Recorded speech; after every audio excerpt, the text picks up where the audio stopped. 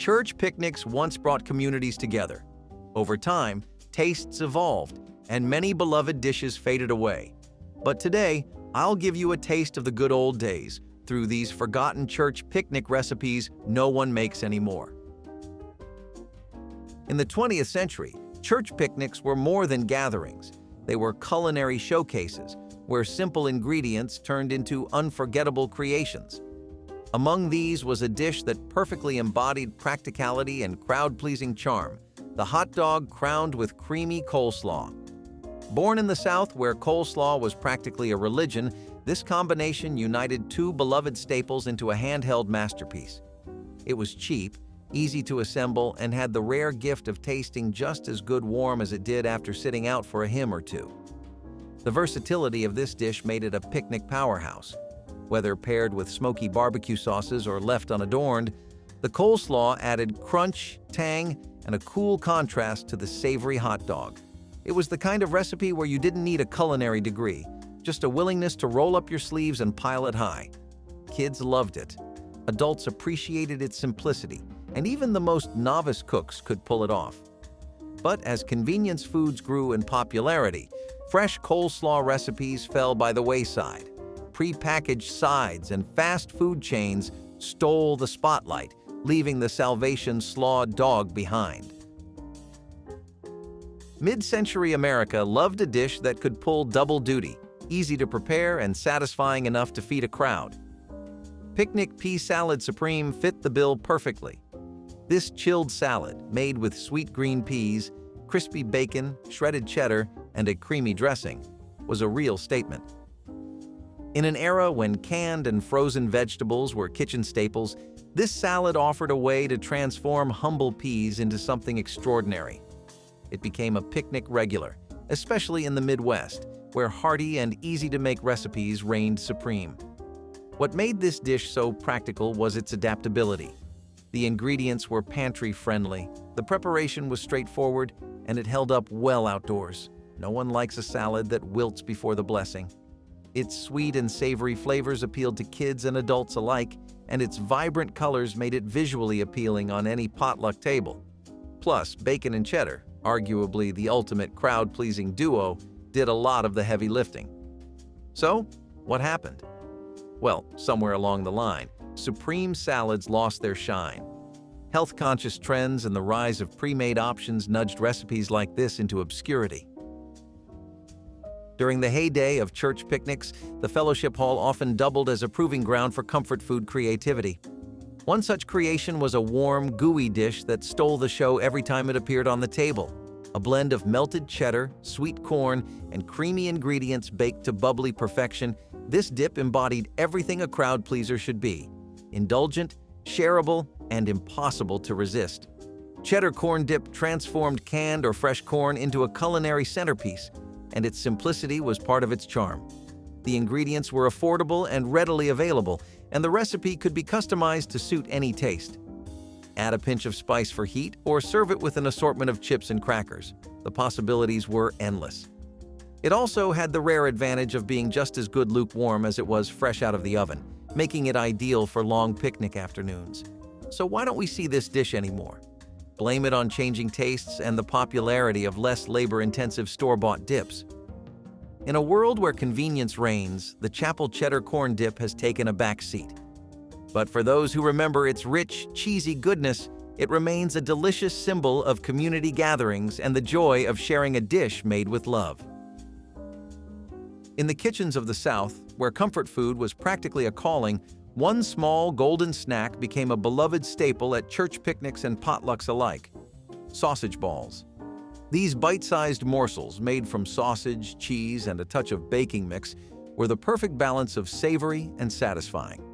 They were an art form of resourcefulness, transforming simple pantry staples into something people would talk about long after the picnic ended. Sausage balls gained popularity in the mid-20th century when convenience mixes like Biscuits became household essentials. Their practicality was unmatched, easy to make, even easier to transport, and nearly impossible to mess up. Whether served warm from the oven or cooled at room temperature, they held their flavor and texture, making them a no-brainer for any gathering. They doubled as appetizers, brunch sides, or even game day treats. So why did they fall out of favor? Over time, shifting dietary trends and a preference for more elaborate finger foods nudged them off the menu. Today, they are just a reminder of simpler times, when recipes were about taste, tradition, and togetherness, not calorie counts or culinary fads. In the mid-1900s, elegance and practicality often found their way onto the same plate, especially at church picnics and social gatherings. Righteous ribbon sandwiches were a shining example of this fusion, a visually striking, multi-layered finger sandwich that was as much a feast for the eyes as it was for the stomach. These sandwiches combined cream cheese, thinly sliced cucumbers, and pimento spread, layered between vibrant slices of white and rye bread. The name may have sounded fancy, but the recipe was delightfully simple, showcasing the resourcefulness of home cooks. Ribbon sandwiches were the epitome of versatility. They could be made in advance, sliced into perfect little portions, and adapted to suit almost any flavor profile. Need a vegetarian option? No problem. Add more vegetables. Want something heartier? Swap in a layer of ham or chicken salad. Their small size made them easy to serve and eat, ensuring that no one risked losing their sandwich during a spirited game of horseshoes. So, why don't we see them anymore?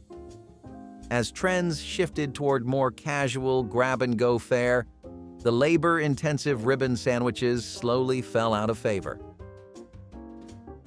During the leaner years of the mid-20th century, frugality and ingenuity were staples in the kitchen. Enter the blessed Bologna spread, a creamy, tangy concoction made from finely ground Bologna, mayonnaise, and chopped pickles. A true testament to making the most of what you had, this spread transformed an inexpensive lunch meat into a flavorful filling for sandwiches or crackers. For church picnics and potlucks, it was a go-to dish, easy to prepare, affordable, and guaranteed to feed a crowd. The beauty of this spread lay in its adaptability. It could be served between slices of soft white bread, stuffed into hollowed-out celery stalks, or simply spooned onto crackers for a quick snack. Bologna itself, once a refrigerator mainstay, offered a rich, salty base that paired perfectly with the zing of pickles. It wasn't fancy, but it didn't need to be. This was food meant to nourish and bring people together, not impress. So, why has this humble spread disappeared? Changing tastes and the Bologna stigma, yes, it exists, contributed to its decline. Once hailed as a budget-friendly staple, Bologna lost favor to more sophisticated options. The late 1980s and early 1990s brought a new wave of potluck stars to church picnics, and virtuous vegetable pizza squares quickly claimed a spot near the top. With a flaky crescent roll crust, a tangy ranch-seasoned cream cheese base, and a colorful array of diced fresh vegetables, this dish was as visually appealing as it was satisfying. It struck a balance between indulgence and health, offering a lighter option without sacrificing flavor, a rare feat on a picnic table laden with heavy casseroles and desserts. The practicality of this dish was a major reason for its popularity. The recipe was straightforward, the ingredients were affordable, and the end result could be made ahead of time and served cold. This made it perfect for picnics, where refrigeration wasn't always guaranteed. It was also highly customizable. Broccoli, carrots, peppers, or even a sprinkle of cheese allowed for personal touches, ensuring it could cater to nearly any palate. So, why did these savory squares fade into the background? Part of the reason lies in the rise of pre-packaged veggie trays and dips, which offered a quicker, less labor-intensive alternative. Additionally, the appeal of ranch-flavored dishes has waned over the years as food trends shifted. Fresh, vibrant, and undeniably wholesome, fellowship fruit kebabs were a beacon of color on church picnic tables. In an era when gelatin molds and mayonnaise-based salads reigned supreme, these skewers offered a refreshing alternative. Simple yet elegant, they featured a variety of seasonal fruits, pineapple, melon, grapes, and berries, artfully arranged on sticks and drizzled with a honey-lime glaze. The practicality of fruit kebabs was one of their biggest selling points. Easy to assemble, they required no utensils, making them a perfect grab-and-go option for outdoor gatherings. Plus, Their versatility made them universally appealing. Whether you preferred tropical fruit, classic apple chunks, or a mix of whatever was on sale, the recipe adapted to suit any budget or taste. Add in the bright, tangy kick of honey and lime, and you had a snack that balanced natural sweetness with a touch of zest. So, what caused this recipe to slip into obscurity? Partly, the rise of pre-cut fruit platters took away the need for the extra effort. Additionally, the modern obsession with charcuterie boards and grazing tables overshadowed the humble kebab. In the 1980s and 1990s, lighter, vegetable-forward dishes began making their way onto picnic tables as health-conscious trends gained momentum. Prayerful pasta primavera salad was one of these newcomers, combining tender pasta with fresh, crisp vegetables like bell peppers, cherry tomatoes, and zucchini. Tossed in a zesty Italian vinaigrette, this cold salad brought vibrant colors and refreshing flavors to any gathering, offering a welcome reprieve from heavier dishes. This salad excelled in versatility and practicality. It could be prepared a day ahead, allowing the flavors to meld together beautifully. And it traveled well, perfect for outdoor church picnics. The recipe was also flexible. Any combination of vegetables could be used, depending on what was in season or on hand. Even picky eaters could find something to enjoy in its customizable mix.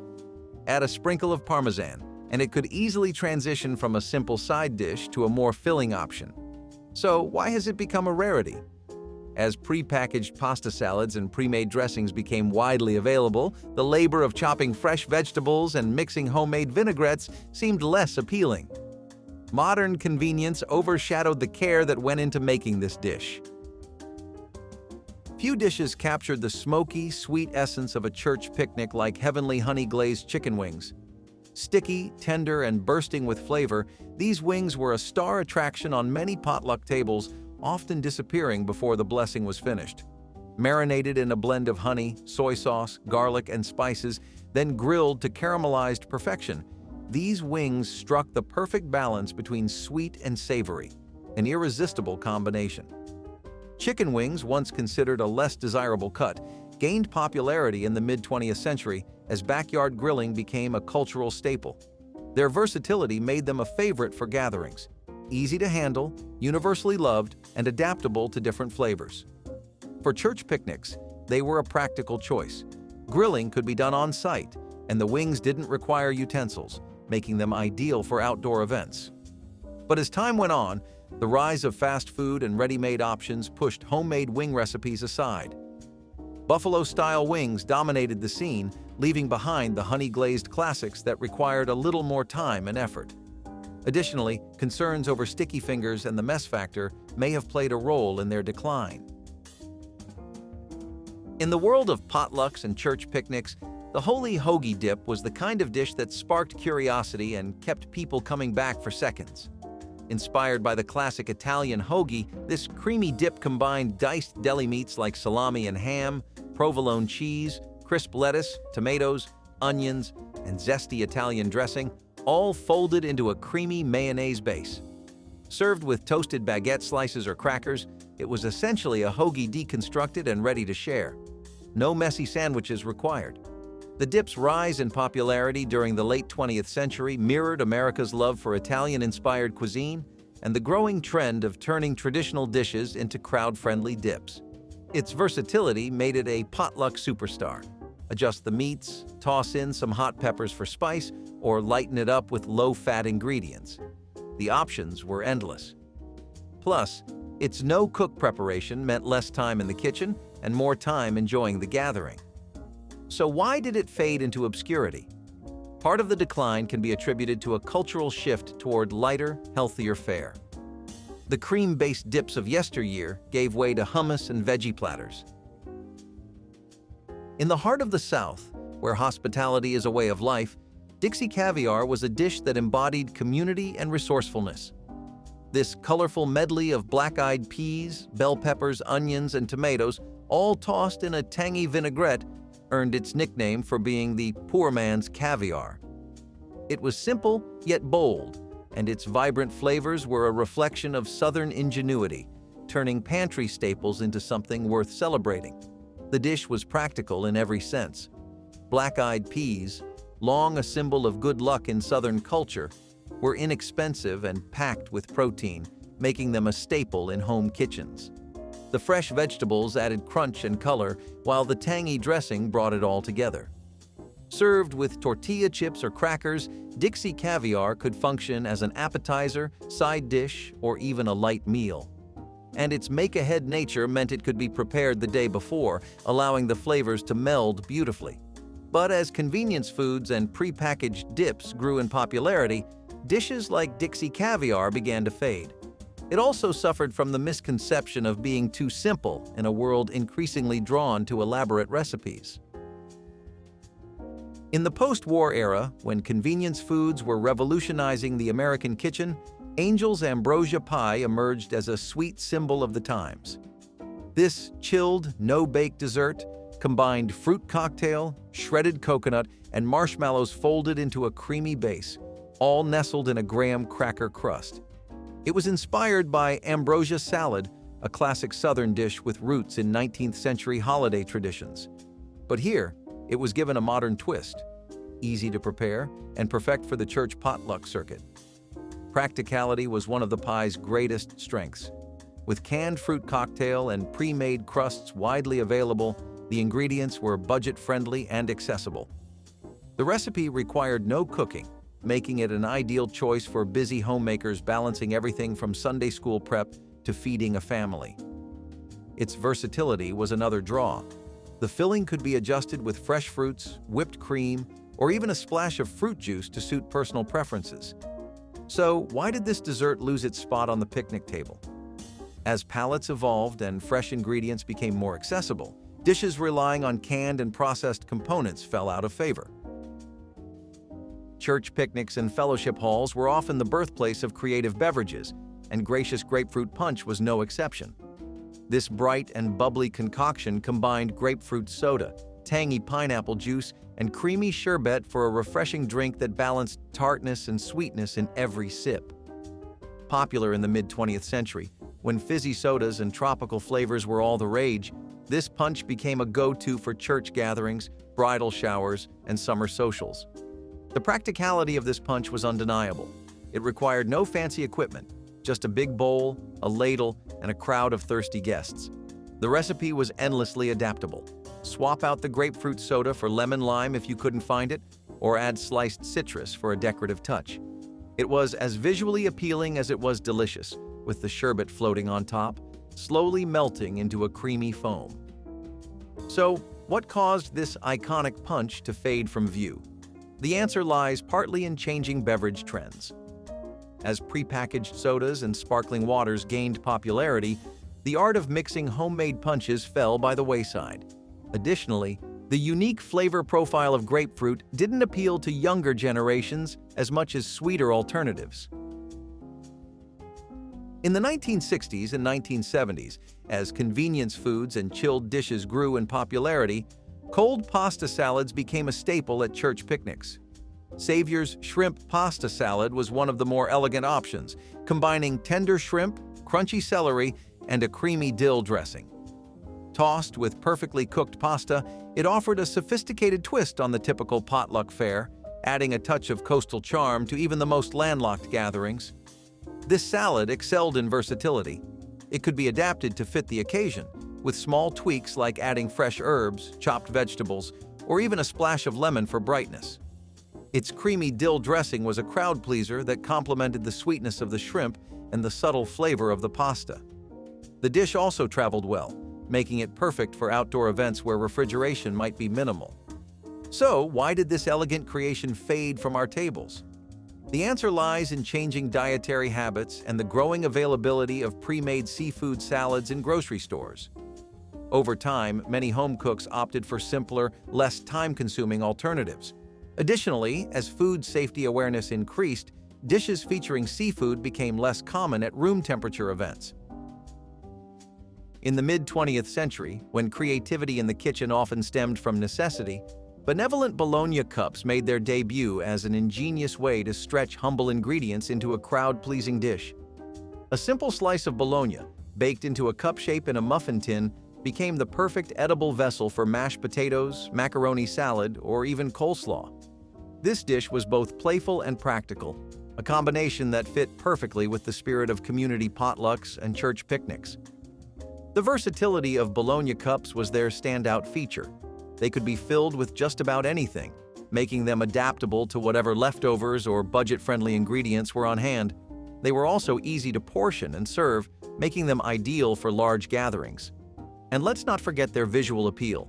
Seeing rows of neatly filled Bologna cups on a table added a touch of whimsy to any spread. So, what led to their decline? Over time, Bologna itself fell out of favor as food trends shifted toward fresher, less processed ingredients. The rise of more elaborate appetizers and finger foods also nudged this humble dish aside. In the golden era of church picnics and potluck dinners, warm breadsticks were often a highlight of the meal, and none were more beloved than Hallelujah honey butter breadsticks. These soft, golden sticks of bread were brushed with a generous layer of honey butter and finished with a dusting of cinnamon. Sweet, buttery, and lightly spiced, they were the perfect combination of dessert and side dish, a treat that appealed to kids and adults alike. The practicality of these breadsticks made them a picnic favorite. They could be made ahead of time, reheated quickly, and served in large batches, ensuring there was enough for the crowd. Their versatility also added to their charm. They could be paired with coffee for an after-meal treat, served alongside savory dishes, or enjoyed all on their own.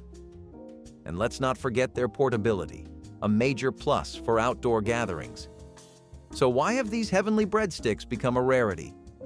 As baking shortcuts like store-bought rolls gained popularity, labor-intensive homemade breadsticks fell out of favor.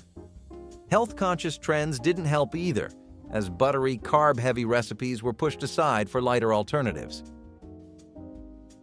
In the days of church picnics, where hearty casseroles and fried chicken often took center stage, divine dill cucumber salad offered a light, refreshing contrast. This dish, made with thinly sliced cucumbers coated in a tangy blend of vinegar, sour cream, and fresh dill, was a staple in the mid-20th century.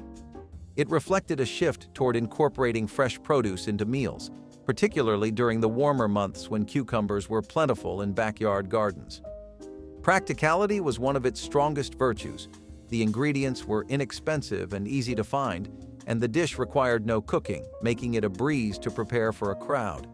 It also held up well in the heat, a critical feature for outdoor gatherings.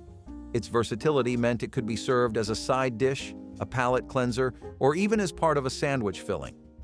Despite its appeal, this crisp and creamy salad eventually fell out of favor.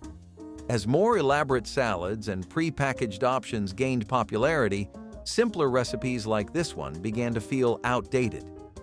Additionally, the growing focus on global cuisine brought bolder flavors to the forefront, leaving dill cucumber salad in the shadows. In an era when practicality reigned supreme, shepherd's picnic pie became a go-to dish for outdoor gatherings. Inspired by traditional meat pies with roots in British cuisine, this portable hand pie featured a savory filling of seasoned ground beef, onions, and potatoes, all tucked into a golden, flaky crust. Perfectly sized for individual portions, these pies were as functional as they were flavorful, designed to be eaten without the need for plates or utensils. The appeal of these pies went beyond convenience. They were a testament to the resourcefulness of home cooks who found ways to stretch simple ingredients into a satisfying meal. The filling could be easily customized.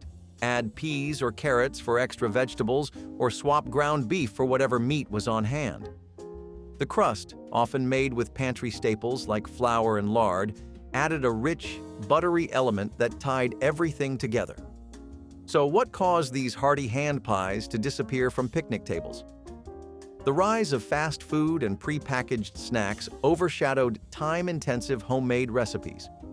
As society moved toward grab-and-go convenience, the labor of rolling dough and assembling pies became less appealing.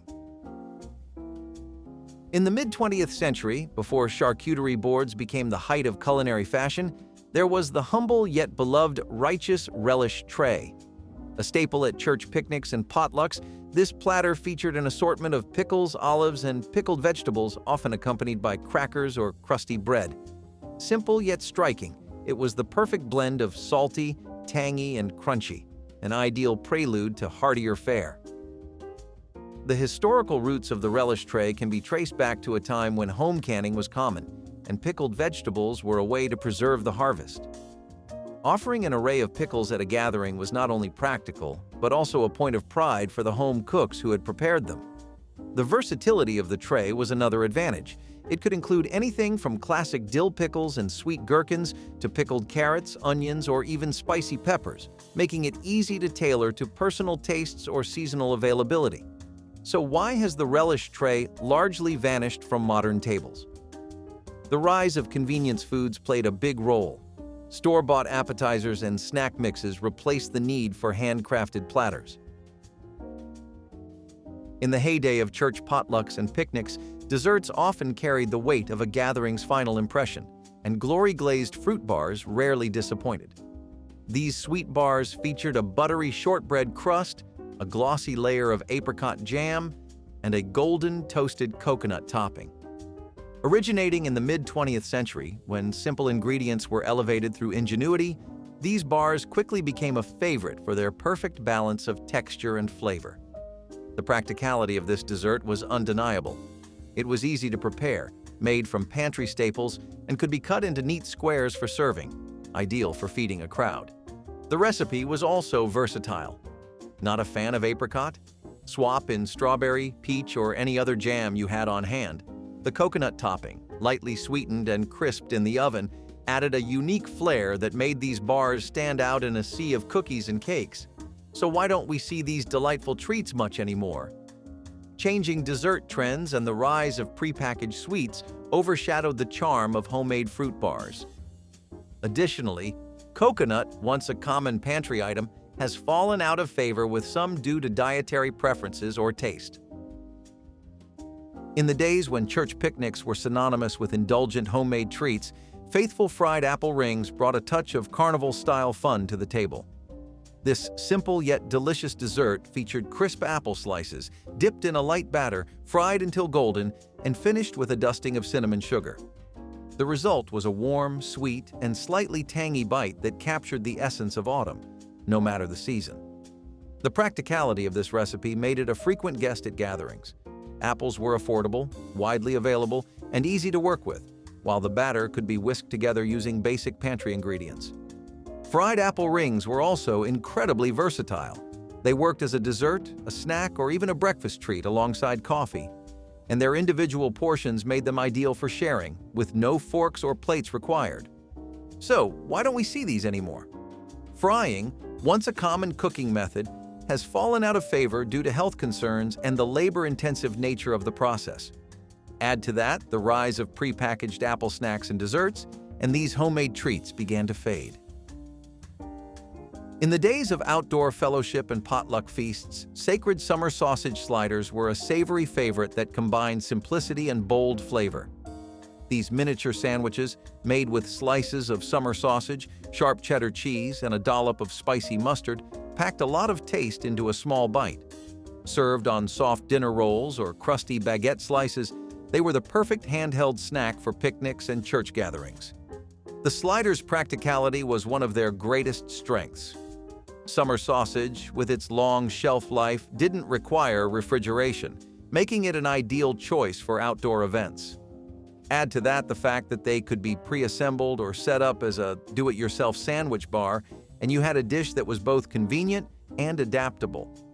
Guests could customize their sliders with pickles, onions, or even a smear of mayo, making them a hit with all ages. But as tastes evolved, these classic sliders began to fade. The decline of deli-style summer sausage, combined with the rise of more elaborate appetizers, pushed them off the picnic table. Pre-packaged snack trays and sliders featuring trendy ingredients also contributed to their decline. During the mid-20th century, jell-o desserts were the crown jewels of church picnics and potlucks, and cherished cranberry jell-o squares were no exception.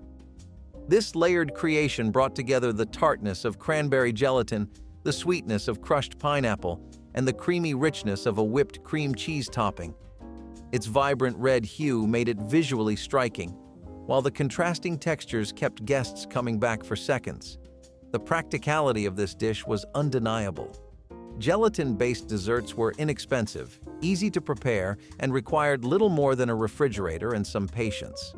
The recipe's versatility added to its appeal.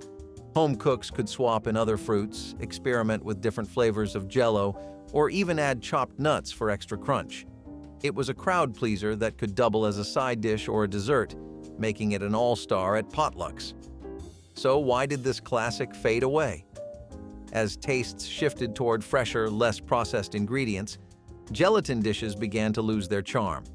The rise of lighter, fruit-forward desserts also pushed these nostalgic treats to the sidelines. But for those who remember the wobble of a perfectly set square and the creamy tang of the topping, cherished cranberry jell-o squares remain a sweet reminder of an era when creativity in the kitchen met the needs of a growing community. In the 1980s and 1990s, when potluck spreads began leaning toward lighter, more sophisticated dishes, almighty almond chicken salad earned its place on the table. This creamy, savory sweet combination of shredded chicken, sliced almonds, juicy grapes, and a touch of mayo was a refined twist on a classic. It brought elegance to any gathering while remaining simple enough to whip up in a home kitchen. What made this salad a standout was its versatility. It could be served in a variety of ways, on a bed of lettuce, as a sandwich filling, or even scooped into hollowed-out melon halves for a fancier presentation. The ingredients were affordable and adaptable. Cooks could swap in walnuts for almonds, yogurt for mayo, or dried cranberries for grapes, tailoring the recipe to suit their pantry or taste. So, why did it disappear? As prepackaged chicken salads flooded grocery stores, the effort of making this dish from scratch lost its appeal for busy households. Additionally, shifting dietary preferences and the move toward leaner, vinaigrette-based salads further edged it out. In America, so many communities live together that often one will borrow from another, and such the case with funeral pies. Why do they have such a depressing name?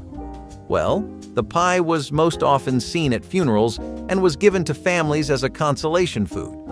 Most people agree that it got its name from how often they were seen at funerals. However, what we do know is that among the Amish community, these were not an omen of a deceased relative, but a sign of a delicious evening. Also, they continued the trend of spices and raisins being used in pies. Funeral pies eventually even made their way to southern USA cuisine, but today, even at a funeral, you would not find this. Atlanta has given us some great things like Donald Glover's hit Atlanta series, and also one beloved soda, which led to another cherished cake, the Coca-Cola cake. It involved a thick buttermilk chocolate cake and marshmallows which were topped with a cola frosting. Unusually, the cake was frosted while still being warm. You may think this is a dumpster fire of an idea and it tastes terrible, but you would be sorely wrong. In fact, most people were not able to tell Coke was even used in the cake. Talk about sneaky, huh? Honestly, the closest thing we can compare it to is a sheath cake, which has a similar recipe but a few things left out. Coca-Cola cakes were perhaps the best Southern comfort food on many, many nights, but people would eventually move on as different products and mixes came. Biscuits and sausage gravy. Okay. This Southern staple might still be a thing in some parts of the country, but let's be real, biscuits and sausage gravy is definitely not dominating breakfast menus anymore. I guess waffles are to blame for that. But this breakfast legend is the perfect combination of fluffy buttermilk biscuits so light and airy they practically melt in your mouth, along with a creamy sausage gravy, rich with savory sausage and speckled with black pepper. This is a breakfast, or hey, no judgment here, even a dinner combination that's pure comfort food heaven. From the perfect hangover cure to a delicious weekend treat, biscuits and sausage gravy satisfy all cravings. Just maybe lay off the white clothes while you're indulging. That sausage gravy can be a bit enthusiastic when it comes to staining. With baked nectarine chicken salad, you had two things, a few aspects that were really important and simple. These parts of the dish were crucial if you wanted to nail it right. The baked chicken, for example, was a really touch-and-go situation. It was so easy for people to over-season it or under-season it, which would often lead to chicken that didn't sit well with the nectarines.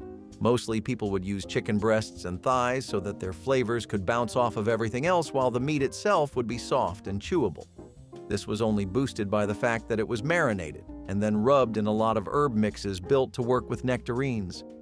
The fruit themselves have a pretty natural sweetness to them that gives them a unique texture.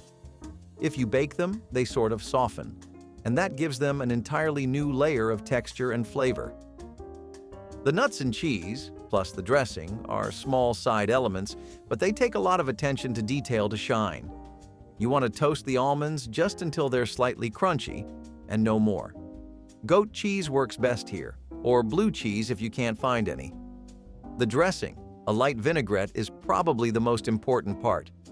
This is what will decide whether all these otherwise conflicting ingredients come together. It's a funny world, isn't it? A spaghetti pie casserole is somehow easier to make than a simple baked chicken salad. But well, that's the level of skill the recipe wants out of you. PB&J sandwiches ran so peanut butter pies could run, and boy did they dash. Around 1975, strangely a craving took over the masses for peanut butter in all things they were having. Now, pies were never too far off on the horizon, and America was already brainstorming in the kitchen often enough with all kinds of fusion foods and different cuisines. Peanut pie itself was widely eaten in America already, so the stage was completely set for the birth of the peanut butter pie. Hitting bakeries around towns around 1976 and onwards, these double-crust pies filled with very thick and creamy peanut butter were heaven on a platter. Often families would go way overboard with the amount of filling, but who could blame them? Combos with peanut butter would keep continuing in America, and although this one did really well, it would soon get overshadowed. Sock-it-to-me cakes were probably the vanilla lover's equivalent to a tunnel of fudge. Just like the former, everything about this cake amplified the sweet vanilla flavor. In the 1970s, buttery elements in desserts were really common, and most pastries, cakes, or desserts of any kind had heavy notes of butter in their overall taste. At the time, fruity flavors like rhubarbs and blackberries had taken just a bit of a back seat, and instead, others grew, especially flavors like vanilla and pecan. Sock-it-to-me cakes took those two tried and tested pillars of cake making and mixed them with a cinnamon streusel in the center. What you had then was a deliciously tender, moist, and rich cake that was perfect in just about any season and easily available. In the 70s, they definitely had a very memorable run, but as America kept changing its tastes, this recipe went in the closet. Remember when your mom used to whip you up lunch for school along with a heartfelt note and a sweet treat? Meat and potato patties were a staple back in the day and a hit in the lunchbox. If you've got some leftover mashed potatoes lying around, you've got to try these. Yeah, these are basically patties made out of mashed potatoes combined with seasoned ground meat, shaped into little discs, and fried till golden brown.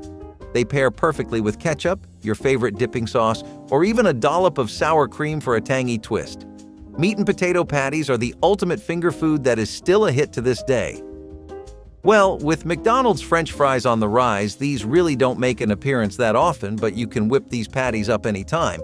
They're surprisingly easy to make. Just give your mom a call and ask for the recipe. Southern Soul chili is pretty much exactly what you'd expect that to taste like. You put the words Southern Soul and chili together, and you paint a pretty colorful picture of the Southwest and Texas potlucks. The evolution of this dish is actually pretty closely rooted in Native American, Mexican, and Spanish cultures, though. Over time, it's begun to involve all kinds of things, like beef and chili peppers and even tomatoes and beans. The beans were a pretty new addition, because it wasn't until the Depression that people began to use pinto beans and kidney beans. Even black-eyed beans were things that people took to a lot. Southern soul chili in general was a unique spin that drew a lot of its style from soul food staples and a lot of its flavors from Southern cuisine. You had the chili and the focus on natural ingredients, which was something you'd get from soul food. Still, the smoked meats and sweet potatoes were unmistakable. That was a Southern classic if I've ever seen one.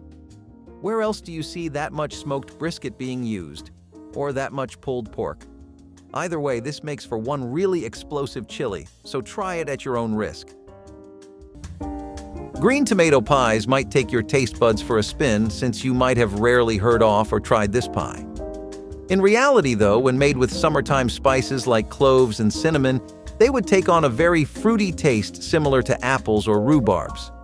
In the 70s, green tomato pies were such a chic and in choice as far as your evening dessert plans went. Combined with their apple-like notes, they were called the apple pies of the summer in that decade.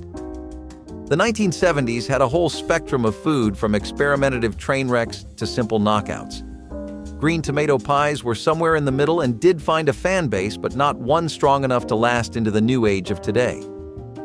Do not get the wrong idea, because Americans have no real problem with cream cheese frosting, and cakes like Hummingbird cakes prove that.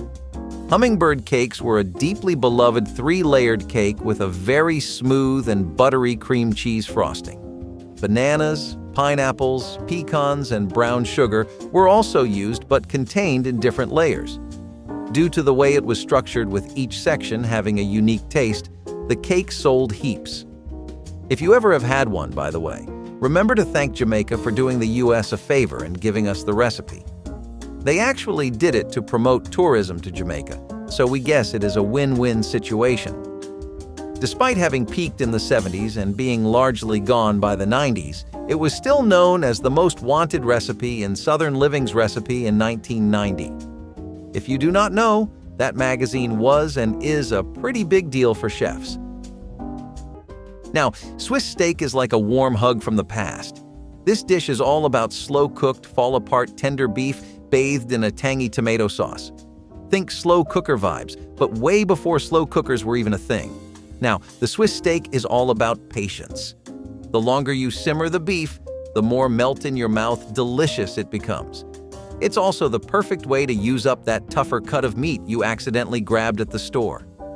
If you grew up thinking this dish was from Switzerland, as the name suggests, now would be a good time for me to tell you your whole life was a lie. This technique of cooking up tender meat came from England, so they're the ones to thank for this meaty goodness. I can just imagine the satisfying experience of cutting through that tender beef with minimal effort. Swiss steak, a dinnertime classic that deserves a comeback. Where do I sign the petition? Cucumber canapes, on the other hand, are something else entirely. This time around, you can definitely tell where they came from. Just a quick look at their history will point you right to 18th century France, where a canapé was the new trend in town. Fast forward just a little bit to when the first French and European immigrants started coming around to America, and you'll figure out that they actually brought this recipe over with them. Why was this something that did well, though? If you've ever heard of the 1960s, you'll hear the phrase health consciousness thrown around a lot. There was a good reason for that too, but the seeds of all the vegetable-heavy dieting shifts of the later decades were sown during this time. There was a small but progressively louder community of concerned parents and doctors who were voicing their opinions. They firmly believed American diets were bad, just flat-out bad for you. The best thing to do then was to eat greener. And what says green and clean like a cucumber? Okay, corny metaphors aside, it really did help make a gradual and daily shift towards better eating habits. A canapé itself was just a series of small bites with lots of different bread and cracker toppings. But this puff pastry ended up being just what people needed. Shoofly pie is a pie that first got its start in America's food history in Pennsylvania Dutch country as the go-to for when people had a crumb craving.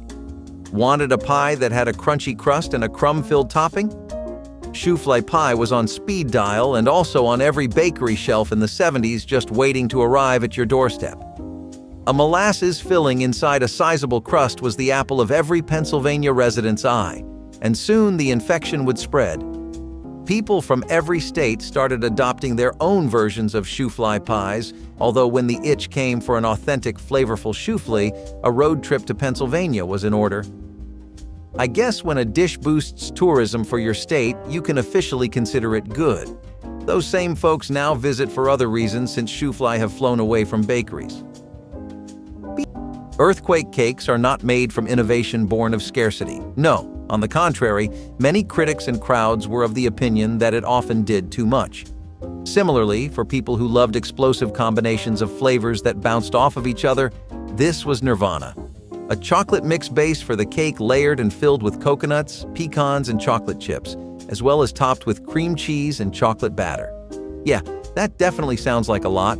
We love our sweets just as much as the next person, but at some point it stings, you know? Despite facing some not-so-welcoming reviews here and there, earthquake cakes were pretty common in tropical seasons, particularly in states like Hawaii and Florida. Definitely a cake that is a bit too all over the place to have lasted the long haul, though. Sauerkraut is one of the most famous examples of Germans and Americans finding a perfect middle ground. It's one of those marriages of culture, flavors, and taste palettes that just manages to work for almost everyone. Back in the day, it was one of the biggest must-haves at potlucks, and regions with a strong European presence or active German communities couldn't get enough of it. Sauerkraut was known for two things. It was a roller coaster of different kinds of meats, cheeses, and potatoes. Two, it was filling, more than anything you could put in front of it for comparison. Two people on their own just weren't ever able to complete this casserole on their own. Lots of people think that it became such a crowd pleaser because of its roots as a dish made in rural areas. It was pretty much built to survive harsh winters. There's also the way it's really affordable. It takes basic things and simple crops to make one really good casserole that you can pretty much make whenever you would like. You can prepare the dish and put it in the fridge. You could transport that to wherever you're going, take it along with you and bake it there. You could also just bake it later, whenever you feel comfortable enough to. For lots of utility reasons, as well as a flavor profile you wouldn't find anywhere else, this German dish really made a name for itself here.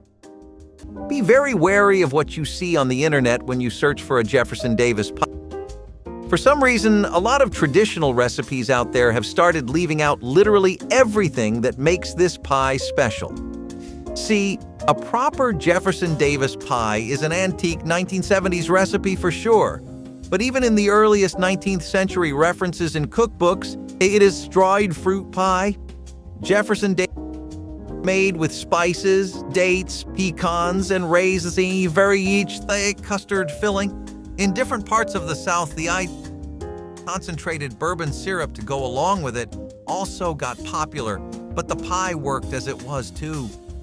People were a little hesitant to try a pie with spices. But as far as vintage recipes go, both in the field, this pie left no boxes unchecked. We are quite sad to see it go, really. Mayonnaise cake kept steering America into the direction of adding weird things to chocolate cakes, and discovering later that they actually do work together. Mayonnaise cakes were these really moist, dense chocolate cakes that were not soft but heavy to bite. One of the best things to come out of Depression-era cuisine are cakes like this, that require no basic ingredients like eggs or butter, but can still be a knockout all on their own. Every underdog deserves to shine, you know? And mayonnaise cakes definitely had a very bright light. You cannot even taste the mayonnaise in the final product, and the additional topping of chocolate buttercream makes the whole experience a dreamy, solid 10. In our book, that is reason enough to get the baking gloves on and start the oven. But unfortunately, this stayed in the 70s, and people preferred cakes made with more ingredients when times got better. Scalloped chicken casserole. Here's another classic casserole that deserves a comeback. This dish is the perfect example of simple but mouth-watering good. I mean, just imagine tender chicken pieces in a creamy sauce, seasoned to perfection, and layered with fluffy breadcrumbs. I think I'm feeling hungry now. Scalloped chicken casserole is a great way to use up leftover chicken, and it's perfect for a quick and easy weeknight meal. Not to mention, it's a dish that's sure to please even the pickiest eaters. Who can resist creamy chicken and crispy breadcrumbs? Ditch your takeout menus for a night and take a trip down memory lane by giving this casserole a try. You can find dozens of recipes on the internet, and it won't take you hours to whip up. Trust me, your taste buds will thank you. Oxtail stew has a pretty celebrated and deep history, and I really want to take you through all of it. Globally, it's always been at the forefront of African, Caribbean, and Nigerian cultures. Oxtail itself refers to the tail of the cattle, which was one of the cheapest kinds of meat you could buy. It was typically always used for stews because of the amount of collagen in it. You'd slow cook this bad boy for hours until you got a dish that was literally bursting with flavor. Caribbean and West African cooking both have different takes on it that they've introduced into the wider scope of American food. Basically, during the Great Migration around the 20th century, lots of Africans started coming to bustling cities with traffic and waves of immigrants. That, of course, meant that there were loads of people who had to be cooked for now, and oxtail stew was a dish that understood that assignment better than anything else. It became extremely common for people to bring oxtail stew to the family potluck in the 1950s and even further, especially as it became a big part of soul food and Southern culture. Even today, it's a pretty well-known part of African American culture in America, and you'd be pretty hard-pressed to find someone who hasn't tried it. Before we leave the South, let's talk about fried pies, which sort of blur the line between a fried pocket and a pie. Pie crusts that were fried and filled with various fruit or cream fillings became incredibly trendy in the South. Actually, most things battered and deep-fried tend to come from the South, so there really is no surprise here. Your mind might be thinking this would not work and that the flavors are too different, but it actually clicked. Folks from outside those parts of the USA also would pick these turnover-like pastries, enjoying the harmony of fruits and fried dough.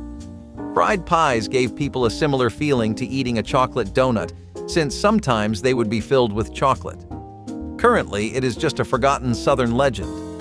Sadly, since America moved on to healthier pies. Mocha whip cakes were more so the next hot thing in 1978 and started out as a niche trend particular in French-American restaurants. Young adults, book readers, and the romanticizing cafe-going types would always order a slice with their coffee of the day. Gold does not stay hidden in the dumpster for too long most times, and for these whip cakes, that was the case. Mocha whip cakes went mainstream when more magazines began featuring them in the breakfast sections as chic and classy breakfast for the modern working adult. Advertising can go a long way, especially when it is targeted at you with the intent of making you feel special, but eating this cake did feel special. In America, it was hard for coffee lovers to find a coffee chocolate cake that did it right, and this was it. You can imagine the grief they had when it stopped being served in the usual spots past the 70s. Hear me out, this one might sound a little boring at first glance, but trust me, it's a classic for a reason. The split pea soup is a hearty, filling, and surprisingly healthy-ish, thick, creamy soup packed with vibrant green split peas and other vegetables like carrots, celery, and onions. Now, on that healthy-ish claim, it depends on how much butter and cream your grandma used. The split pea soup is the kind of soup that leaves you feeling satisfied for hours. It has been a St. Patrick's Day staple ever since its origin in 1905. The best part? You can totally customize it according to your liking. Yeah, don't be shy to throw in your favorite veggies, add a splash of lemon juice for a bit of brightness, or even some leftover shredded chicken for an extra protein punch. We really need to bring this one back. Italian hot dishes, on the other hand, are a Minnesota classic. You couldn't go a day in the streets of the upper Midwest without being dazzled by all the different kinds of fragrances. By strong, alluring scents, I really just mean everyone's and their grandma's different takes on a hot dish. It was a tradition that came during the rise of casseroles in the 1950s, and it was something that became a pantry staple at one point. Casseroles were sort of the thing to eat back then because you could just get everything done with them. They became one of the most popular meals to make for home chefs because there wasn't a dinner where somebody would pout and go like, "Aw, casserole?" Even if it wasn't a lot each and every time, people still got visibly excited seeing Mom pop out of the kitchen with some casserole. Italian hot dishes especially were something to celebrate because it meant she was really going all out for the occasion. Despite this dish not really having much Italian history, it caught the name because it uses a lot of Italian staples. You have your tomato sauces, your pasta, and of course the freshest kind of cheese you could find. If anything, it definitely has Italian stereotypes. Chess pies are similar to both Osgood pies and Jefferson pies, but they leave out the meringue and creamy toppings for an even fundamental flavor profile. Simply put, chess pies are all about taking the basic ingredients that make a pie and nailing them completely. The most liberty this dish takes is some vanilla and tart lemon juice, which we mean, come on, we just talked about literal fried pies. A very do one thing but do it right type of pie. It was an incredible choice for gentlemen who love to go to parlors and pubs for a round of chess. As you can guess, that is also where it got its name because they would order chess pies over a few rounds. Today, both chess pies and the game it gets its identity from are things that were much more popular in the 70s. Raspberry Bavarian cakes were the pearl of any feast, with all eyes firmly glued to the cake's shine and noses pointed towards its ethereal aroma. You know when something passes you by and suddenly you forget the time and the conversation you were having? Your head just gets locked onto whatever whiff of magic just passed you by. People would often describe their first up-close contact with raspberry Bavarian cakes that way. Beautiful, but even tastier. They had a fluffy and melty crème anglaise base that had been folded multiple times in whipped cream. Raspberry Bavarian cakes were in cookbooks and magazines all over the nation in the 70s, and they were a way to make a statement, or to have one wedding cake you would not forget. We are definitely jealous of those who got to try a slice when it was in its prime. Back in the 1950s, the Divan Parisian restaurant at Chatham Hotel in New York City gave birth to its signature dish, the chicken divan casserole. This mouth-watering dish soon found its way to all our homes, and I'm not complaining. It's made of tender chicken pieces nestled amongst vibrant green broccoli florets in a rich and creamy sauce, topped with a generous layer of melty cheese and a sprinkle of crispy breadcrumbs. The chef who leaked this recipe out to the public really took one for the team, and we can never thank him enough. It's the perfect combination of protein, veggies, and all the cheesy goodness your heart desires. Just maybe pair it with a side salad to pretend you're being healthy. Chicken divan casserole is the retro dish of every cheese lover's dreams, and you know what that calls for? A comeback. It's a classic at throwback parties, but you don't really need an excuse to cook this up. A typical Tuesday night works too. Frog eye salad, on the other hand, is something that came right out of the middle half of the 20th century. Now, I'm not too sure where people really got this one from. I mean, you'd think it came right from some community shacked up outside a swamp. Strangely enough, no frogs were harmed in the making of this plate of food. Instead, there's this specific kind of pasta they use. It's called acini di pepe, and it's this really small, almost bubbly-looking pasta that apparently has a pretty striking similarity to frog eyes once you cook it and bring all of it together. Now, a typical frog eye salad takes this pasta, puts in some whipped cream, pineapples, oranges, and coconut, and then it's chilled. You kind of want to picture something similar to tapioca or the texture of boba. It's a pretty unique dish, and if you start going through some cookbooks that had their peak sales during the 1950s, you'll definitely find this. For two reasons. One, it was just one of the most perfect salads to go with your potluck. Two, potluck culture as a whole was really on the rise. Vinegar pies shook the baking world up at the start of the 1970s as bakeries started serving the odd pie across the states. Bakers began adding vinegar to the dough whilst also using a vinegar filling, topping it off with whipped cream. Bakeries did this because the vinegar gave the texture of the crust a pretty noticeable glow-up, while also adding a unique tartness to the pie. Usually, apple cider vinegar and brown sugar would be used to balance each other out, and the aroma as well as the set of flavors made this a holiday favorite. Everyone can remember their grandma enthusiastically coming out of the kitchen with a fat vinegar pie on Thanksgiving, right? For Americans who wanted to be whisked away to days when they were 7 and nothing mattered except hearing the school bell ringing, this pie was the one. America found other ways to have nostalgia trips eventually, and vinegar pies are now just a forgotten classic. The Hungarians really killed it with dinners that shaped our childhood, because we've got another banger on the list. Hungarian goulash was everyone's favorite cozy, hearty meal back in the day. Goulash is a hearty stew whipped up with tender chunks of beef simmered in a rich, savory sauce brimming with paprika. Yeah, paprika was huge back in the day. So why did this delicious dinner vanish from our dinner tables? Well, the Hungarian goulash traces back as far as the 10th century to stews eaten by the shepherds, so you can say this one might just have run its course. But hey, if you're ever craving goulash, dust off some old cookbooks and get to work because it really isn't hard to wump up. This is the perfect dish for a chilly night in, curled up on the couch with a good movie. Just be careful not to spill it on your mom's vintage tablecloth. Those things are irreplaceable. This one's a full-on mouthful to say, and it's definitely just as filling to eat. Try it with me, and let's go slow here. Chicken pozole verde with cilantro chimichurri. Doesn't really roll off the tongue quite naturally, does it?